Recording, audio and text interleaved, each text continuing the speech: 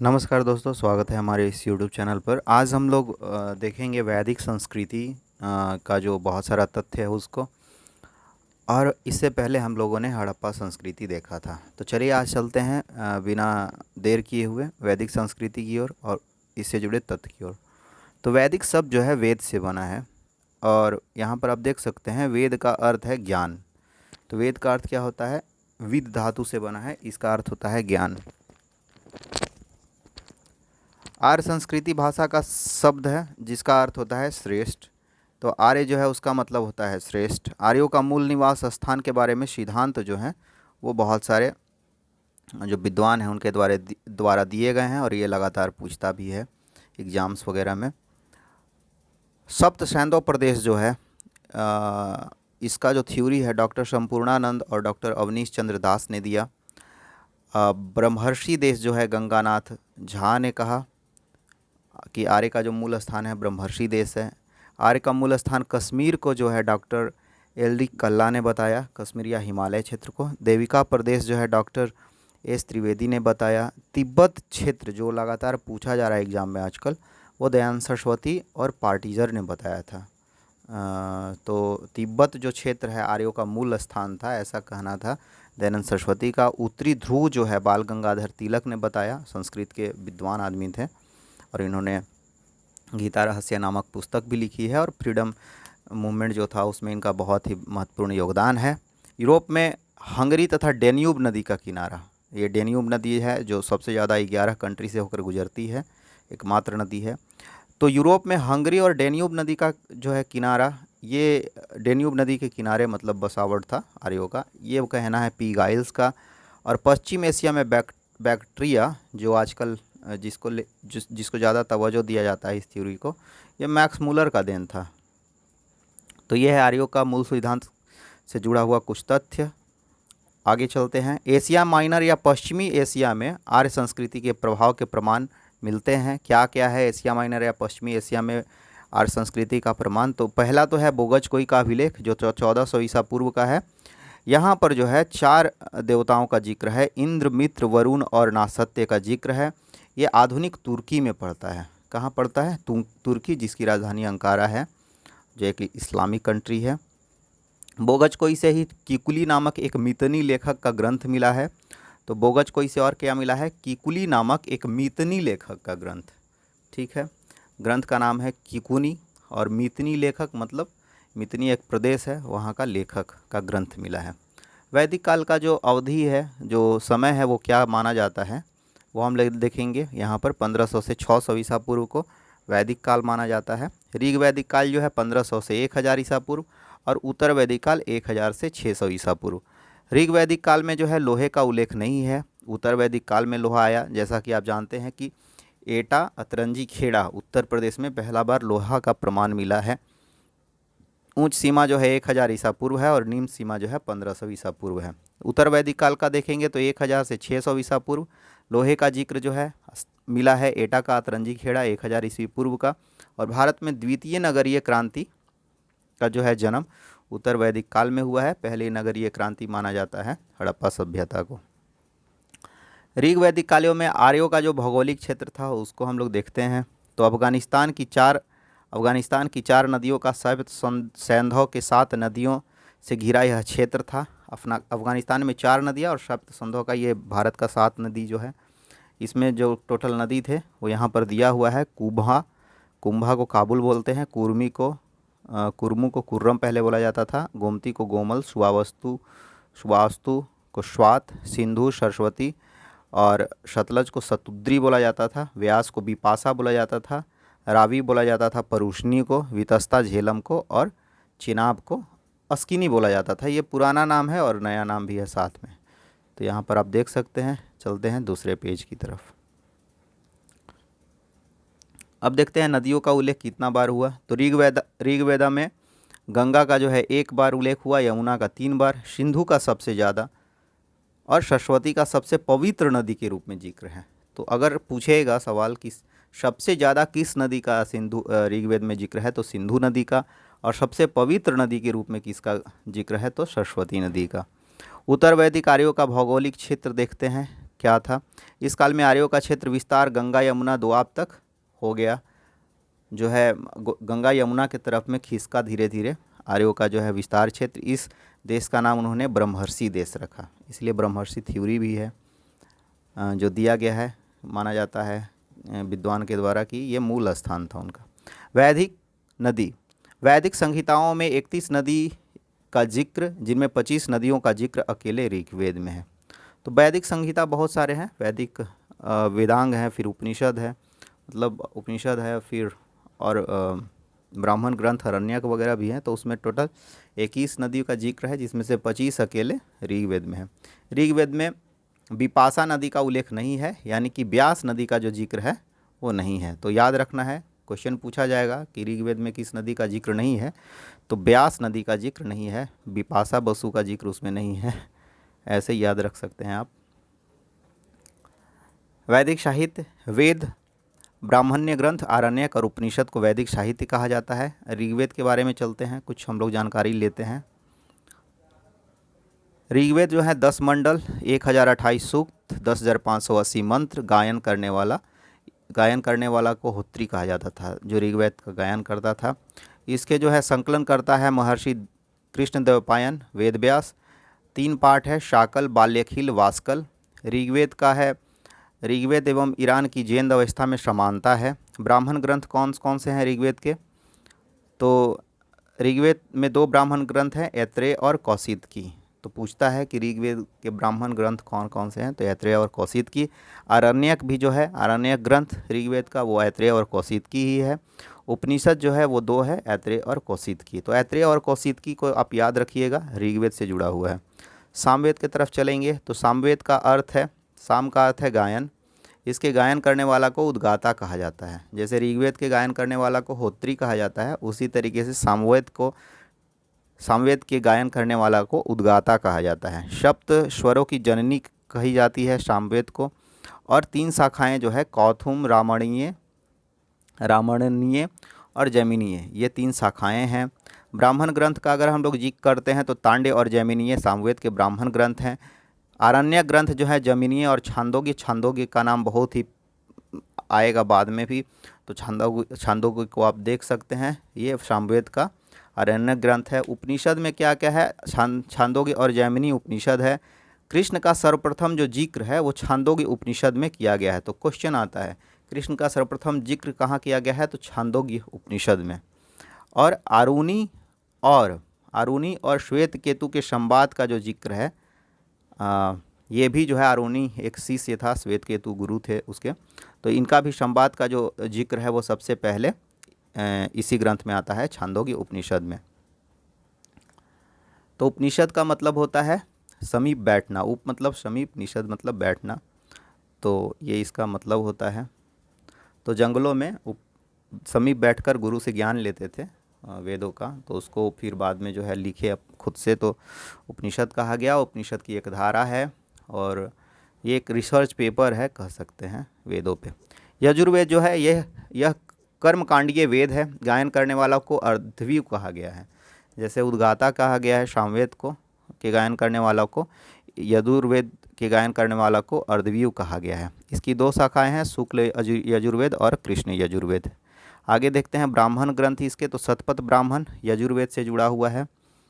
आरण्यक ग्रंथ जो है, वृद्धारण्यक, तैत्तिरीय और शतपथ, ये आरण्यक ग्रंथ हैं इसके। और उपनिषद ग्रंथ जो है, वृद्धारण्यक, कठोपनिषद जिसमें कहानी है, ईशोपनिषद, श्वेताश्वर, मैत्रायन और महानारायण इसके कुछ महत्वपूर्ण उपनिषद हैं। सबसे प्राचीन तथा सबसे बड़ा जो ब्राह्मण ग्रंथ है वो शतपथ ब्राह्मण है। इसके लेखक महर्षि याज्ञवल्क्य हैं। और जल प्लावन, पुनर्जन्म, राम कथा वगैरह का सबसे पहले जिक्र जो है शतपथ ब्राह्मण में मिलता है। और कठोपनिषद में जो है, कठोपनिषद में जो है कहानी मिलती है। कठोपनिषद में जो है नचिकेता और यम की कहानी का जिक्र है। तो आगे चलते हैं अथर्ववेद की तरफ में, हम लोग अथर्ववेद से जुड़े हुए तथ्य देखते हैं। यह अथर्वा ऋषि के नाम पर इसका नाम पड़ा है। गायन करने वाले को ब्रह्मा कहा जाता है, तो अर्धवीव कहा जाता है। यजुर्वेद के गायन करने वाले को और अथर्ववेद के गायन करने वाले को ब्रह्मा कहा जाता है। जादू टोना, मरण, भूत प्रेत, अंधविश्वास तथा औषधि का वर्णन है इस ग्रंथ में। इसी में सभा और समिति का सबसे पहले जिक्र है और सभा समिति को प्रजापति के दो पुत्रियां कहा गया है। ये सभा और समिति जो हैं ये मूल रूप से अभी जो आप राज्यसभा और लोकसभा देखते हैं इसी तरह के संस्था थे सभा और समिति, जो राज्य को सुचारू रूप से चलाने के लिए बनाए गए थे। तो इनको जो है प्रजापति की दो पुत्रियां कहा गया है। किस ग्रंथ में पूछता भी है, ये क्वेश्चन पूछा हुआ क्वेश्चन है बहुत सारे एग्जाम्स में। ये अथर्ववेद में है। इसकी दो शाखाएं अथर्ववेद की, शौनक और पिपलाद। ब्राह्मण जो ग्रंथ है वो है गोपद ब्राह्मण, आरण्यक है। और इसके उपनिषद जो है मुंडकोपनिषद, ये बहुत ही महत्वपूर्ण है। मुंडकोपनिषद और मांडुक्योपनिषद जो है अथर्ववेद से जुड़ा हुआ है। मुंडकोपनिषद में ही सत्यमेव जयते, जो हमारा जो राष्ट्रीय पंच लाइन है, वाक्य है सत्यमेव जयते, जो कि अशोक के जो संत स्तंभ है वहाँ से लिया गया है, वाराणसी के सारनाथ में स्थित है। ये मुंडकोपनिषद में सत्यमेव जयते जो है लिखा हुआ है और यज्ञ को टूटी फूटी नौका के समान बताया गया है। मांडुक्योपनिषद जो है सभी उपनिषदों में सबसे छोटा है। मुंडको अलग है, मांडुक्यो अलग है। तो मांडुक्योपनिषद सबसे छोटा है और एक है प्रश्नोपनिषद। तो ये थे वेद से कुछ जुड़े हुए तथ्य। अब चलते हैं वैदिकोत्तर साहित्य यानी कि वेदांग की तरफ। तो वेदांग जो हैं 6 हैं। ये हैं शिक्षा, कल्प, व्याकरण, निरुक्त, छंद, ज्योतिष। तो आप याद कर सकते हैं इस तरीके से, शिक्षा, कल्प, व्याकरण और निरुक्त, छंद, ज्योतिष। शिक्षा में क्या है, शुद्ध उच्चारण करने के लिए जो है व्याकरण है। कर्मकांड, कल्प में क्या है, कर्मकांड है 3 तरह के। स्रोत सूत्र, ये इससे रेखागणित निकला है। गृह सूत्र, इससे कर्मकांड निकला है। और धर्म सूत्र, इससे राजनीतिक और सामाजिक सूत्र निकले हैं। तो कल्प में जो है 3 तरह के सूत्र हैं। ये कर्मकांड से जुड़ा हुआ है। स्रोत सूत्र, इसको बोलते हैं शुल्ब सूत्र, रेखागणित यहाँ से निकला है। गृह सूत्र कर्मकांड निकला है। धर्म सूत्र राजनीतिक और सामाजिक धार्मिक सूत्र निकला है। व्याकरण आप जान ही रहे हैं। निरुक्त बोलते हैं व्युत्पत्ति शास्त्र को, यानी कि कोई भी चीज़ का व्युत्पत्ति कैसे हुआ इसको पढ़ने के लिए निरुक्त पढ़ते हैं। छंद जो है वो छंद जो है पिंगल छंद शास्त्र है, एक वेदांग में आता है। और एक है ज्योतिष। ज्योतिष का जो जन्मदाता लगध मुनि को कहा जाता है और ये वेदांग ज्योतिष है। वेदांग ज्योतिष के जो रचयिता हैं वो लगध मुनि ही हैं और इसीलिए इनको ज्योतिष का जन्मदाता कहा जाता है, लगध मुनि को। तो ये कुछ तथ्य याद रखना है। और सबसे ज़्यादा अगर पूछता है कुछ तो इसमें पूछता है कि निरुक्त का मतलब क्या होता है, तो व्युत्पत्ति शास्त्र। और ये 3 पूछता है। स्रोत सूत्र को बोलते हैं, यहाँ से शुल्ब सूत्र निकला है, रेखागणित। गृह सूत्र से कर्मकांड, गृह का समझ ही रहे हैं आप निकाल सकते हैं यहाँ से। धर्म सूत्र को समझ ही रहे हैं। उपवेद जो है वो देखते हैं चारों वेद का। ऋग्वेद का जो है आयुर्वेद है। आयुर्वेद का जो है जुड़ाव कहाँ से है, ऋग्वेद से है। धनुर्वेद यानी कि धनुष का जो जुड़ाव है ये है यजुर्वेद से। इसीलिए इसको कर्मकांडी वेद कहते हैं। गंधर्व वेद, जो गंधर्व जो है बोला जाता है संगीत से जुड़ा हुआ शब्द है ये। सामवेद, ये गंधर्व से जो जुड़ा हुआ है, गंधर्ववेद जुड़ा हुआ है सामवेद से। और अथर्ववेद जो है शिल्पवेद से जुड़ा हुआ है। बहुत सारे जो कलाकृति हैं उसको बनाने के लिए अथर्ववेद से लिया गया है, उसका जो है जुड़ाव है। भारतीय संस्कृति के अन्य आधारभूत ग्रंथ अगर देखते हैं तो पहला है स्मृति ग्रंथ। स्मृति ग्रंथ है, बहुत सारा स्मृति ग्रंथ है और इसी पे बहुत डिबेट भी है। मनु स्मृति पे डिबेट है। याज्ञवल्क स्मृति थोड़ा सा जो है लिबरल है, मनु थोड़ा कठोर है। नारद और पराशर स्मृति भी है। बृहस्पति और कात्यायन स्मृति भी है। और देवल स्मृति है। देवल स्मृति जो है वो शुद्धिकरण के लिए है। जब इस्लामिक हमलावर आए भारत में तो बहुत से लोग कन्वर्ट कर दिए गए तलवार के दम पे, तो उनको जो वापस अपने धर्म में लाने के लिए देवल स्मृति की रचना की गई थी। तो ये कुछ ग्रंथ हैं, आप देख सकते हैं। मनु स्मृति के बारे में अगर थोड़ा सा हम लोग जानकारी ले तो मनु का धर्मशास्त्र हिंदू धर्म का सबसे प्रामाणिक ग्रंथ है। इसीलिए इनको जो है फादर ऑफ जो है कॉन्स्टिट्यूशन बोला जाता है। एक तरह से बोला जाता है पुराना जो विधान था पुराना, उसका जो फादर मनु को बोला जाता है। और इनके बहुत सारे जगह पे प्रतिमाएं भी हैं, जबकि इन पे डिबेट भी है, बहुत कुछ है इनसे जुड़ा हुआ तथ्य। यह शुंग काल में रचित हुई थी, ऐसा बोला जाता है कि इसकी जो रचना है शुंग काल में हुई थी। इस संस्कृति में 2 प्रकार के अध्यापक बताए गए हैं। ठीक है। तो कौन कौन से अध्यापक हैं वो हम लोग देखते हैं। इसमें दो तरह के अध्यापक हैं। एक है उपाध्याय। उपाध्याय जो है जीविका जो चलाने के लिए अपना अध्यापन करते थे, उनको उपाध्याय, जैसे बंदोपाध्याय बनर्जी, गंगोपाध्याय गांगुली, ऐसे। और उपाध्याय भी हैं मुखोपाध्याय मुखर्जी, ये अलग अलग जगह के जो उपाध्याय हैं। तो ये उपाध्याय जो है जीविका के लिए अध्यापन करते थे और आचार्य जो है निःशुल्क अध्यापन करते थे, इसलिए तो माना जा सकता है कि आचार्य का ऊंचा थोड़ा सा स्थान होगा। याज्ञवल्क्य का स्मृति है, इसको देखते हैं। ब्राह्मण को शूद्र कन्या से विवाह की अनुमति थी। विधवा को प्रथम उत्तराधिकारी माना गया था और नियोग की निंदा की गई थी। ठीक है, तो नियोग की जो है निंदा की गई है इसमें। नियोग क्या है? अगर आप स्त्री हैं, आपके अगर बेटे नहीं हो रहे हैं, आपका अगर पति जो है वो बाहर चला गया है, भाग गया है, या फिर उसकी मृत्यु हो गई है, तो आप किसी पुरुष के साथ में संबंध बनाकर अपने पुत्र की या पुत्री की प्राप्ति कर सकते हैं, अपने संतान की उत्पत्ति कर सकते हैं। तो इसमें नियोग का निंदा किया गया है। वैदिक साहित्य में बहुत जगह नियोग को जो है प्राथमिकता भी दिया गया है कि नियोग से जो है बच्चा आप पैदा कर सकते हैं। नारद स्मृति क्या है? नारद स्मृति है नियोग प्रथा को, इसमें देखिए बताया गया है कि नियोग प्रथा जो है कोई दिक्कत नहीं है, उसे निंदा नहीं है। स्त्रियों के पुनर्विवाह की अनुमति है, मतलब कह सकते हैं थोड़ा सा लिबरल है नारद स्मृति जो है। स्वर्ण मुद्रा को जो है दिनार बताया गया है इस स्मृति में। देवल स्मृति, जैसा कि आपको हम पहले ही बता रहे थे, देवल स्मृति में है मुस्लिम को हिंदू धर्म में शामिल करने का विधान। ये शुरुआती जब अटैक हुआ था मोहम्मद बिन कासिम के द्वारा सिंधु पे, उसके बाद में ये लिखा गया है। अब चलते हैं मिताक्षरा के तरफ। मिताक्षरा जो है विज्ञानेश्वर के द्वारा कल्याणी के चालुक्य शासक विक्रमादित्य षष्ठ के समय रचित हुआ था। मिताक्षरा के लेखक है विज्ञानेश्वर। पिता के जीवन काल में पुत्रों को संपत्ति का अधिकार दिया जाता है। इस ग्रंथ के अनुसार पुत्र का जो है पिता के संपत्ति में अधिकार है। दायभाग है 12वीं सदी का ग्रंथ, जीमूत वाहन द्वारा रचित है और पिता के मृत्यु के बाद ही पुत्र का संपत्ति का अधिकार है। तो दायभाग में कहा गया है कि पिता की जब मृत्यु होगी तभी पुत्र का संपत्ति का अधिकार होगा। मतलब ये थोड़ा सा रेडिकल सोच है, या फिर बोल सकते हैं कि लिबरल उतना नहीं है। ये दायभाग जो है जीमूत वाहन के द्वारा लिखा गया है, मिताक्षरा विज्ञानेश्वर के द्वारा लिखा गया है। आगे चलते हैं। पुराण जो है शाब्दिक अर्थ है प्राचीन अध्ययन पुराण का। संकलनकर्ता जो है पुराणों के लोमहर्ष है महर्षि लोमहर्ष और उनके पुत्र उग्रसर्वा। ठीक है, पुराणों की संख्या 18 है। मत्स्य पुराण जो है वो सबसे पुराना माना जाता है, इसको वायु पुराण भी बोलते हैं। प्राचीन राजवंशों का, बहुत सारे राजवंशों का इसमें जिक्र है। ऋग्वैदिक संस्कृति कैसी थी, आइए इसको देखते हैं। राजनीतिक संगठन, ऋग्वेद का सबसे प्राचीन संस्था विदत थी। तो क्वेश्चन आया था कि ऋग्वेद की सबसे प्राचीन संस्था कौन सी थी, तो विदत थी। राजा पर नियंत्रण के लिए सभा और समिति का गठन, जैसे हम बता चुके हैं, राज्यसभा और लोकसभा के जैसा था। राजा को जनस्य गोपा या जन प्रमुख कहा गया है। एक और संस्था गण का भी उल्लेख है। समिति का जो प्रमुख है, सभा और समिति में समिति का जो प्रमुख है उसको ईशान कहा गया है। स्वेच्छा से लिया गया जो उपहार है, बलि जो है एक तरह का उपहार है। स्वेच्छा से अगर दिया गया उपहार तो बलि है।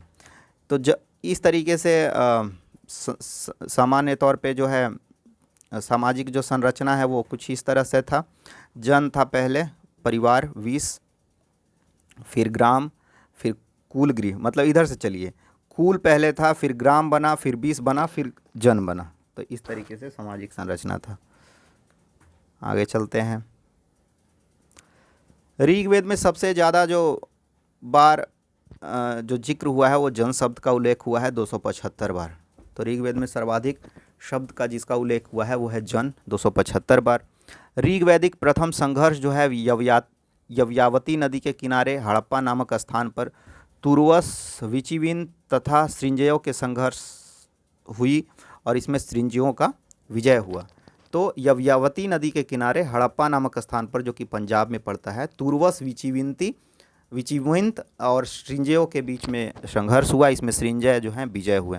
दशराग युद्ध का भी बहुत जिक्र है। ये परुसनी नदी के तट पर भरत वंश के राजा सुदास और 10 अन्य जनों के राजाओं का युद्ध था। इसमें सुदास जो हैं विजयी हुए हैं।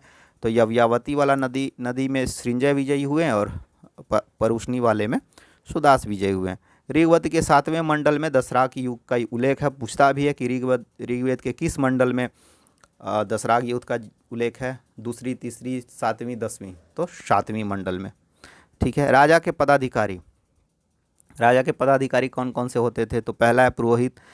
पुरोहित जो है सबसे प्रमुख, सेनानी, ग्रामीण, सूत जो है रथ हाँकने वाला को, कर्मरा जो है धातु कर्मी को, पूर्व जो है दुर्गपति को, और स्पर्श पूछता है तो स्पर्श जो है गुप्तचर को कहा जाता है। उपस्थिति एवं इभ राजा के व्यक्तिगत लेखक थे।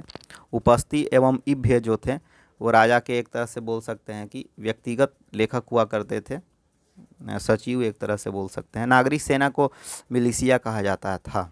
ठीक है, तो मिलिशिया शब्द का जिक्र नागरिक सेना के लिए किया जाता था। न्याय प्रशासन क्या था? तो पुरोहित की सहायता से न्याय प्रशासन की व्यवस्था थी। गायों के दंड का उल्लेख था। गायों को चोरी करने पर दंड दिया जाता था। अपराधियों को जो शब्द है वो है जीवग्रीव। तो जीवग्रीव को पकड़ने के लिए उग्र का जिक्र है। उग्र मतलब पुलिस जो है बहुत उग्र रहती है, ऐसे याद कर सकते हैं। जीवग्रीव को पकड़ने के लिए उग्र रहती है। ऋग्वैदिक कालीन प्रमुख जन था भरत, त्रित्सु, कुरु, यदु, तुरुस, गांधारी, मत्स्य, चेदी, सृंजय, पुरुष, वैकर्ण, क्रीवी, शीनी, आलिन और भलानस। भरत एक महत्वपूर्ण जन था जो सरस्वती और यमुना नदी के बीच में, जो हरियाणा का जो क्षेत्र है वहाँ बसा हुआ था। इस वंश का राजा सुदास था। कुरु जो है सरस्वती के दोनों ओर निवास करते थे। यह जन भरत एवं त्रित्सु वंश के राजाओं के निकट संबंधी थे, जो कुरु थे वो। ऋग्वैदिक कालीन प्रमुख संस्थाएं जो हैं वो देखते हैं। विदथ यह सबसे पुराना था, प्राचीनतम जनसभा थी। इसकी चर्चाओं में पुरुष एवं महिलाएं भी सक्रिय रूप से भाग लेती थी। सदस्यगण वीर सैनिकों के कार्यों पर चर्चा करते थे, शत्रु जनजातियों के विरुद्ध युद्ध करते थे। विगत के लोगों को देवताओं के अर्चना के लिए संयुक्त भूमि की प्राप्ति होती थी। ऋग्वेद में 122 बार जिक्र किया गया है और ऋग्वेद में सबसे ज़्यादा जिक्र किया है जन का 275 बार। चलिए आगे चलते हैं सभा के तरफ। सभा जो है ऋग्वेद में 8 बार उल्लेख हुआ है। महिलाओं को सभावती कहा जाता था। सभा का प्रधान सभापति कहलाता था। इसकी तुलना आधुनिक राज्यसभा से। देखिए, सभा को राज्यसभा और समिति को लोकसभा से तुलना किया गया है। वाजपेयी संहिता में कहा गया है कि गलती करने वाले सदस्यों की भर्त्सना की जाती थी। अगर सभा का कोई सदस्य गलती करता था तो उसकी भर्त्सना की जाती थी। समिति जो है इसका ऋग्वेद में 9 बार उल्लेख है, तो सभा का 8 बार, समिति का 9 बार। आधुनिक लोकसभा के जैसा कार्य प्रणाली था। यह 20 अथवा जनसाधारण की आवाज़ अभिव्यक्त करने वाली संस्था थी। राजा के निर्वाचन एवं पुनर्निर्वाचन में जो इलेक्शन होता था, रीइलेक्टेड किया जाता था राजा को, इसमें महत्वपूर्ण योगदान था। गण जो है कुलीन लोगों की सभा, जिसका मुखिया गणपति कहलाता था। तो गण का जो मुखिया है गणपति कहलाता था। परिषद एक जनजातीय सैन्य सभा प्रतीत होती है। यह आंशिक मातृसत्तात्मक और अंशतः पितृसत्तात्मक थी। थोड़ा सा मातृसत्तात्मक थी और अंशतः जो है पितृसत्तात्मक थी परिषद जो है। इसमें पुरोहित का वर्चस्व था, जो शिक्षक एवं सलाहकार की भूमिका में थे परिषद में। सामाजिक जीवन कैसा था? तो सामाजिक जीवन के तरफ चलते हैं। छोटी इकाई गृह या कुल, जिसका जो है प्रमुख गृहपति या कुलपति, घर का प्रमुख। परिवार में पुरुष मुखिया का पूर्ण नियंत्रण था। इसका संदर्भ कहाँ से है कि पुरुष जो है प्रमुख नियंत्रण स्थापित करते थे घर में, या पूर्ण नियंत्रण होता था उनका। इसका जो संदर्भ है वो है ऋजासव एवं दिवालिये जुआरी का दृष्टांत है एक उपनिषद में, वहाँ से है। नाना, दादा, नानी, पोता सभी के लिए जो है नृपति शब्द का प्रयोग किया जाता था। तो पूछ देगा कि नृपति शब्द का प्रयोग इनमें से किन के लिए होता था? तो लिख देगा नाना, दादा, नाती, पोता, और लिख देगा एक में सभी, तो सभी को टिक करना है। वर वधू को सम्मिलित रूप से अर्भ कहा जाता था। जैसे अभी कपल है तो अर्भ कहा जाता था उस टाइम। ऋग्वेद में पत्नी को जायदस्तम कहा गया है। कन्या विदाई, द्रव्य वस्तु वगैरह। कन्या विदाई, द्रव्य वस्तु मतलब दिया जाता था द्रव्य वगैरह, और पत्नी को जो है जायेदस्तम कहा गया है ऋग्वेद में। 2 प्रकार के विवाह का उल्लेख है अनुलोम। इसमें पुरुष जो है उच्च वर्ण का और कन्या निम्न वर्ण का। प्रतिलोम, पुरुष जो है निम्न वर्ण का और कन्या जो है उच्च वर्ण का होती थी। स्त्रियों की दशा कैसी थी? स्त्रियों की दशा अच्छी थी। ऋग्वैदिक काल में उपनयन, संस्कार और शिक्षा होता था। लोपामुद्रा, घोषा, जैसे जैसे मतलब टाइम गुजरते गया स्त्रियों की दशा या और लोगों की दशा जो है खराब होती गई। लोपामुद्रा, घोषा, सिकता, बिस्वारा, अपाला, निवावरी ऋग्वेद की कुछ ऋचाओं की रचनाकार हैं। ये सारे लोग जो हैं स्त्रियां हैं जो ऋग्वेद की रचनाकार हैं। ऋग्वेद की बहुत सारे जो हैं ऋचाओं की रचना इन्होंने की है। सभा एवं विदित में प्रतिनिधित्व, जीवन भर कुंवारी इनकी थी। सभा और विदत में जो है प्रतिनिधित्व थी। जीवन भर कुंवारी कन्याओं को अमाजी कहा जाता था। दहेज प्रथा का इसमें उल्लेख नहीं है ऋग्वेद में, इसलिए कहा जा सकता है कि ऋग्वैदिक सोसाइटी जो थी या एक आदर्श सोसाइटी थी, वहाँ पर किसी तरह का दुर्व्यवहार या फिर जो है डिस्क्रिमिनेशन यानी कि किसी भी तरीके का भेदभाव जो है नहीं किया जाता था। वर्ण व्यवस्था जो है वो उसका कहाँ जिक्र है? तो ऋग्वेद के 10वें मंडल के पुरुष सूक्त में वर्ण व्यवस्था का पहली बार उल्लेख है। पूछा जाता है कि सबसे पहला बार कहाँ जिक्र है वर्ण व्यवस्था का? तो सबसे पहले पुरुष सूक्त में जिक्र है जो कि 10वां मंडल में है। आओ यार, कहाँ चले गए तुम? खान पान जो है मांसाहारी और शाकाहारी दोनों का प्रचलन था। दूध में जौ डालकर जो है क्षीर पदौकन तैयार किया जाता था। ऋग्वेद में चावल एवं नमक का उल्लेख नहीं है, तो ये ध्यान दीजिएगा ज़रा। सत्तू में दही डालकर करम्भ नामक भोज पदार्थ बनाया जाता था। और गाय को अघन्या यानी कि न मारा जाने वाला अघन्या कहा जाता था। मछली का उल्लेख नहीं है। और सबसे ज़्यादा हड़प्पा में मछली का ही उल्लेख है, हड़प्पा संस्कृति में। तो इसमें ऋग्वेद में जिक्र नहीं है। ऐसे मछली तो लोग खाते ही होंगे।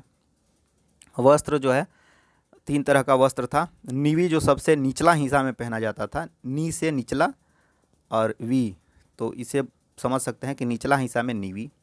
वास जो है मध्य भाग शरीर का, और अधिवास तो शरीर का सबसे ऊपर, अधिवास ऊपर। वास मतलब बीच वाला को ढकना जरूरी है। फिर अधिवास माने आधा कपड़ा ऊपर। इस तरह से याद कर सकते हैं। नीवी मतलब नीचा। आभूषण, रुक्म, आभूषण में रुक्म जो है गला का स्वर्ण हार था। निष्क स्वर्ण का ढेर, वह आभूषण को कहा जाता था। ऋग्वेद में चांदी का उल्लेख नहीं है। अयस शब्द जो है तांबे या कांसे के लिए है, तो यहाँ पर ये याद रखना है कि चांदी का ऋग्वेद में उल्लेख नहीं है। पूछा भी जाएगा कि किस धातु का जो है उल्लेख ऋग्वेद में नहीं है? तांबा, सोना, चांदी, लोहा, तो लोहा का भी नहीं है, तो उसमें ऑप्शन दे देगा लोहा और चांदी, तो चांदी भी उल्लेख नहीं है इसमें। मनोरंजन, वाद्य संगीत, नाच गाना, जुआ खेलना, दुदुम्भी, करकरी, ये सब जो है मनोरंजन था। दास प्रथा का विद्यमान था प्रचलन। पुरुष स्त्री दासों का उल्लेख है घरेलू काम के लिए। आर्थिक जीवन कैसा था इनका? तो कृषि के जगह पशुपालन था। ठीक है, यहाँ पे पशुपालन था, इसको तवज्जो दिया गया था, महत्व दिया गया था। 176 बार ऋग्वेद में गाय का जिक्र है, इसीलिए इस पे बहुत डिबेट है ऋग्वेद में गाय पे कि जैसे बीफ पे कि कोई बोलता है, टी.एन. झा वगैरह बोलते हैं कि बीफ जो है प्रचलन में था। बहुत सारे लोग बोलते हैं कि कैसे प्रचलन में होगा अगर अघन्या कहा जाता है गाय को। तो ऋग्वेद में युद्ध का पर्याय जो है गविष्टि, गायों का अन्वेषण से किया जाता था, गविष्टि बोला जाता था गायों को अन्वेषण यानी खोजने को। पणी जो है वो पशु चोर होता था। पणी जो है पशु चोरी का जो के लिए कुख्यात था अपराधी, उसको पनी बोला जाता था। दानशील व्यापारी को वृभु बोला जाता था, वृभु। और सिंध सभ्यता के विपरीत ऋग्वेद में बाघ और हाथी का जिक्र है। ठीक है। सरामी नामक पवित्र कुतिया का उल्लेख है। सरामा नामक जो पवित्र कुतिया थी ऋग्वैदिक काल में कौन सी थी, आएगा क्वेश्चन, तो उसका राइट आंसर होगा सरामा। कृषि का देख लेते हैं। ऋग्वेद में 24 श्लोकों में कृषि का उल्लेख है।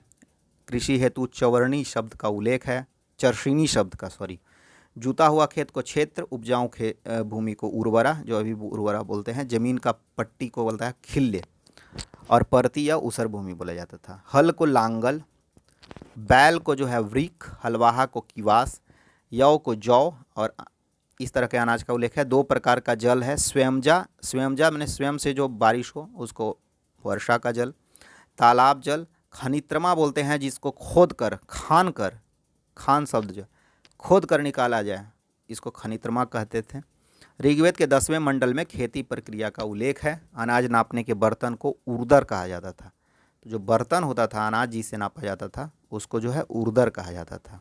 आगे चलते हैं, इसको थोड़ा बड़ा करते हैं। उद्योग धंधा, इसको देखते हैं। तो सोना के लिए जो है हिरण्य शब्द का प्रयोग किया जाता था। हिरण्य मतलब सोना, हिरन वगैरह नहीं। और हिरन के अंदर में बोला जाता है कि वो एक पदार्थ है जो बहुत गंध करता है, सोना के रूप में उसका जो है पर्यायवाची के रूप में यूज किया जाता है। सिंधु नदी के लिए हिरण्य शब्द का प्रयोग होता था। तो सोना जो सबसे महत्वपूर्ण था उसको हिरण्य, और सिंधु जो सबसे महत्वपूर्ण नदी थी जिसका सबसे ज़्यादा बार उल्लेख हुआ है, ऐसे सबसे ज़्यादा विशुद्ध के रूप में सरस्वती, और सबसे ज़्यादा बार जो जिक्र हुआ है वो है सिंधु नदी। कपड़े की बुनाई करघे से की जाती थी। कढ़ाई बुनाई के लिए सीरी पेशकारी शब्द का उल्लेख है। वसुवाय कपड़ा बुनने वाला को कहा जाता था। ऋग्वेद में लोहा चांदी का उल्लेख नहीं है, ये तो पहले ही बताएं, लोहा और चांदी का उल्लेख नहीं है। व्यापार जो था समुद्र का स्पष्ट उल्लेख नहीं है।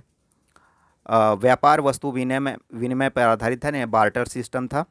गाय चुराने वाले को पनी, दानशील व्यापार को वृबु का उल्लेख है। निष्क एक प्रकार का स्वर्ण ढेर है। तौल का रूप जो है प्रयोग किया जाता था। मन स्वर्ण का ढेर और तौल की इकाई थी। अभी भी जैसे मन चलता है गांव वगैरह में। ऋग्वेद कालीन जो है अर्थव्यवस्था ग्रामीण अर्थव्यवस्था थी। तो आप देख सकते हैं ऋग्वेद कालीन ग्रामीण अर्थव्यवस्था थी। उत्तर वैदिक में थोड़ा थोड़ा नगर का विकास होना प्रारंभ हुआ था। धार्मिक जीवन जो है प्रारंभिक जीवन कबायली, देवता प्राकृतिक शक्तियों के प्रतीक थे इनके। यास्क ने अपने ग्रंथ निरुक्त में ऋग्वैदिक देवताओं को की मंडली बनाई है। तो निरुक्त किसके द्वारा लिखित है? तो यास्क के द्वारा 33 देवताओं की मंडली उसने बनाई है। आकाश का देवता को धौ, सूर्य, वरुण, मित्र, पूषण, विष्णु, सविता और अदिति कहा जाता था। अंतरिक्ष के देवता को इंद्र, मरुत, रुद्र, वायु, जर्जन्य और आप कहा जाता था, पर्जन्य और आप। पृथ्वी के देवता को अग्नि, सोम, बृहस्पति, पृथ्वी। इंद्र जो है उनको पुरंदर कहा जाता था। याद रखिएगा, ये क्वेश्चन आता है कि पुरंदर किसको कहा जाता था? इंद्र को। 250 सूक्त है। और वृतासुर हंता भी इंद्र को कहा जाता था। अग्नि जो है उनके लिए 200 सूक्त है। देवता जो है मानव के मध्यस्थ थे। वरुण जो है जल और समुद्र के देवता, ये भी सवाल आता है। रीत जो है नैतिक नियमों के संरक्षक के देवता थे। सोम जो है वनस्पतियों के देवता, और सोम जो है नवा मंडल में पूरा सोम का जिक्र है बहुत ज़्यादा, तो सोम के लिए समर्पित है पूरा नवा मंडल। तो यह है वनस्पतियों के देवता। मरुत जो है आंधी के देवता हैं। धौ जो है आर्यों के सबसे प्राचीन देवता हैं, याद रखिएगा। वृषभ रूप में है ये। सूर्य जो है इनको बोला जाता है विश्व रक्षक। उदित सूर्य जो है इनको मित्र, और प्रातः काल की जो देवी थी वो उषा थी। तो उषा जो थी वो प्रातः काल की देवी थी। पूषण जो है वनस्पतियों और शूद्रों के देवता थे। तो इसको याद रखिएगा कि शूद्रों के देवता कौन थे? तो पूषण। विष्णु जो है 3 पाद आकाश स्थिर के देवता हैं। सविता जो है सूर्य का जो चमकीला भाग होता था, चमकता था जब सूर्य, तो उसको सविता कहा जाता था। अदिति जो है सार्वभौम प्रकृति देवी थी, बहुत पुरानी देवी माना जाता है अदिति को। रुद्र जो है क्रोधी शिव का रूप है। पर्जन्य जो है वर्षा नदी का देवता, वर्षा नदी देवता को पर्जन्य कहा गया है। सृष्टि देवता को आप कहा गया है। ज्ञान के देवता को सरस्वती माँ, जो अभी हम लोग सरस्वती माँ बोलते हैं। अरण्यी जो है जंगल की देवता थी। और समुद्र का जो उत्पत्ति है माना जाता है कि हिरण्यगर्भ से हुआ है। तो ये याद रखिएगा, हिरण्य जो है सोना के लिए प्रयोग भी होता था, जैसा कि देख ही चुके हैं। और सिंधु नदी के लिए हिरण्य। आगे चलते हैं। देवियाँ जो थी वैदिक अप्सरा में उर्वशी का नाम आता है। पुरामधि का नाम जो है उर्वरता की देवी के लिए आता है। और ईला जो है आहुति की देवी थी, बहुत पुरानी जो है देवी रही है। 2 पेज और है, जल्दी जल्दी देख लेते हैं और 2-4-5 मिनट और लगेगा। उपासना 1 मिनट, इसको मैं और बड़ा करता हूँ। उपासना की जो रीति थी वो कैसी थी? उपासना की रीति तो स्तुति पाठ या यज्ञ बलि होता था। ठीक है, यज्ञ बलि और स्तुति पाठ दोनों। अब देखते हैं राजनीतिक जीवन उत्तर वैदिक काल का। जो उत्तर भारत के जो राजा थे उनको विराट कहा जाता था, दक्षिण भारत के राजा को भोज, पूर्वी भारत को, इसलिए सम्राट अशोक को सम्राट अशोक कहा जाता था। पूर्वी भारत के सम्राट कहे जाते थे राजा, और स्वराष्ट्र सौराष्ट्र गुजरात साइड के वेस्टर्न पोर्शन को सौराष्ट्र अभी भी बोला जाता है, तो वहाँ के राजा को स्वराट कहा जाता था।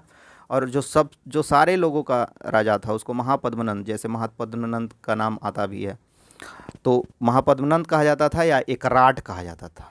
ठीक है, राजा की उत्पत्ति का सिद्धांत ऐत्रेय ब्राह्मण में मिलता है। तो पूछा जाएगा कि सबसे पहले किंगशिप का जिक्र जो है, राजा की उत्पत्ति का जिक्र है, वो कहाँ से मिलता है? तो ऐत्रेय ब्राह्मण से मिलता है।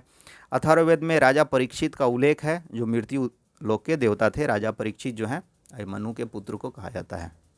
अभिमन्यु के पुत्र हैं, अभिमन्यु के पोता हुए। अभिमन्यु के पोता थे कि परीक्षित पुत्र थे? अभिमन्यु के पुत्र को ही परीक्षित बोला जाता है, आई थिंक, एक बार चेक करना पड़ेगा। खैर, राज्याभिषेक जो है रासु यज्ञ द्वारा संपन्न किया जाता था। तो राज्याभिषेक जो है रासु यज्ञ से होता था। शतपथ ब्राह्मण में जिक्र है 17 प्रकार के जलों से राज्याभिषेक किया जाता था। अश्वमेघ यज्ञ जो है राज विस्तार के लिए घोड़ा छोड़ा जाता था। बहुत सारे लोगों ने अश्वमेघ यज्ञ किया है, जिसमें पुष्यमित्र शुंग का भी नाम आता है। बाद में वाजपेयी यज्ञ जो है रथ दौड़ था, इसमें राजा का घोड़ा सबसे आगे होता था। उत्तर वैदिक काल में कर को बलि या शुल्क कहा जाता था। तो याद रखिएगा, जो उपहार वगैरह दिया जाता था और कर जो था उसको बलि बोला जाता था। ये 1/16 भाग था उत्तर वैदिक में। आगे चलते हैं। सामाजिक जीवन कैसा था? तो ऋग्वेद में 7 तथा उत्तर वैदिक में 17 पुरोहित होते थे का जिक्र है। ऐत्रेय ब्राह्मण के अनुसार उत्तर वैदिक में स्त्रियों की क्षति ब्राह्मणों से श्रेष्ठ है, ऐसा ऐत्रेय ब्राह्मण में कहा गया है। स्त्रियों की दशा में गिरावट आई उत्तर वैदिक काल में। ऐत्रेय ब्राह्मण में पुत्री को समस्त दुखों का कारण बताया गया। उत्तर वैदिक काल में अब सब चीज़ का गिरावट आ रहा है, क्षरण हो रहा है संस्कृति का थोड़ा सा। शतपथ ब्राह्मण में स्त्री को अर्धांगिनी कहा गया है। उत्तर वैदिक काल में गोत्र प्रथा की शुरुआत हो रही है। जाबालोपनिषद में सर्वप्रथम चारों आश्रम का उल्लेख हो रहा है, और 3 आश्रम का उल्लेख था छांदोग्य में। तो जाबालोपनिषद में 4 आश्रम का है, जो बोला जाता है ब्रह्मचर्य और संन्यास वगैरह। 4 आश्रम है, 4 आश्रम है, ब्रह्मचर्य, गृहस्थ, वानप्रस्थ और संन्यास। ये 25-25 साल में इनको डिवाइड किया गया था। जीवन पर्यंत शिक्षा वाले बालक को जो है नैष्टिक बोला जाता है। ऐसे बालिकाओं को ब्रह्मवादिनी। त्रिऋण है, कौन कौन से ऋण हैं जो अभी भी जिसका यूज होता है? ऋषि ऋण, पितृ ऋण और देव ऋण। उत्तर वैदिक काल में आर्यों का जो प्रमुख व्यवसाय है वह कृषि था। चावल को उत्तर वैदिक में कृषि और ऋग वैदिक में पशुपालन।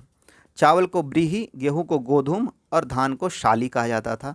गन्ना को जो है इक्षु कहा जाता था। तो गेहूं को गोधूम और चावल को ब्रीही कहा जाता था। लोहे के लिए कृष्ण अयस्क का और तांबे के लिए लोहित अयस्क। तो पूछ देगा कि तांबे को क्या कहा जाता था, तो उसमें याद रखना है लोह बोला जाता था, लोहित अयस्क। और लोहा के लिए तो कृष्ण अयस्क, यानी कि काला टाइप का अयस्क। अब बांट की इकाई जो थी रतिका थी। एक रत्ती नहीं देंगे, सुने हैं? तो वो रत्ती से निकला है रतिका, बांट की इकाई। निष्क, शतमान, पाद, कृष्ण, कृणल, ये सब जो है बांट की इकाई थी। उत्तर वैदिक में प्रजापति को सर्वोच्च स्थान है। उत्तर वैदिक में यज्ञ करना अधिक महत्वपूर्ण बताया गया है। यागी कर्मकांड के विरुद्ध उपनिषदीय प्रतिक्रिया हुई। जो कर्मकांड है उसके खिलाफ में उपनिषद की प्रतिक्रिया हुई। जो उपनिषद की रचना हुई वो कर्मकांड के खिलाफ हुई। 8 प्रकार के विवाहों का उल्लेख है। अब है सूत्र काल, जो 600 ईसा पूर्व से 300 ईसा पूर्व में, ये छोटा सा काल है, इसको देख लेते हैं। वर्ण जो है जातियों में परिवर्तित हो गई। तो वर्ण जो है जाति में परिवर्तित कब हुई? तो यह है सूत्र काल में, जब महाजनपद का विकास हो रहा था। ये षोडश, इसको बड़ा करते हैं थोड़ा। यहाँ पर जो है षोडश संस्कार का जिक्र है। 8 प्रकार का विवाह का जिक्र है। सिक्कों का प्रचलन का जिक्र है। प्राचीन सिक्का जो है आहत सिक्का कहा जाता था। पंचमार्क 5 तरह के निशान होते थे, सन, मून, पीपल वगैरह। अब जो है रामायण के बारे में थोड़ा सा जिक्र करते हैं, रामायण और महाभारत के बारे में। तो रामायण जो है तमिल में जो है लिखा कंबन ने। चोल शासक कुलोतुंग के, यानी कि 9वीं 10वीं शताब्दी के आसपास की घटना होगी। कुलोत्तुंग, एक तो है चोल जो ईसा के आसपास में है, 1ली शताब्दी में। पेरियार जो है उन्होंने सच्ची रामायण लिखी है, और बंगला में जो है कृतिवास द्वारा अनुवाद किया गया है, ये बर्बाक शाह के समय में। तो बंगला में जो रामायण है वो कृतिवास के द्वारा लिखा हुआ है, ये याद रखिए। जय संहिता को कहा जाता है, महाभारत को जय संहिता कहा जाता है। 18 पर्व है इसमें टोटल, और गीता जो है भीष्म पर्व का भाग है, जहाँ पर कृष्ण जो है अर्जुन को उपदेश दे रहे हैं, और यहीं पे जो है ये 6ठा पर्व है 18 पर्व में, और यहीं पे अवतारवाद का जिक्र है। पहला बार अवतारवाद का जिक्र जो है भीष्म पर्व गीता में उल्लेखित है। 18 पर्व हैं टोटल। तमिल में जो है पेरुंदेवार द्वारा अनुवाद किया गया है। तो महाभारत का तमिल में जो है अनुवाद किसके द्वारा, तो पेरुंदेवार द्वारा किया गया है। बंगला में जो है अलाउद्दीन नुसरत शाह के समय में। तो रामायण का भी मुसलमान के समय में ही बंगला का अनुवाद हुआ, और महाभारत का भी याद रखना है। रामायण का बर्बक शाह के टाइम में कृतिवास, और महाभारत का अलाउद्दीन नुसरत शाह के समय में हुआ है। जो किसने अनुवाद किया ये ज्ञात नहीं है। धन्यवाद। तो इस तरीके से ऋग वैदिक काल का कुछ प्रमुख जो है तथ्य था। आगे जब मुझे समय मिलता है तो मैं फिर महाजनपद काल के तरफ चलूँगा, और उस पर जो है शॉर्ट नोट्स का वीडियो आपको दूंगा। धन्यवाद।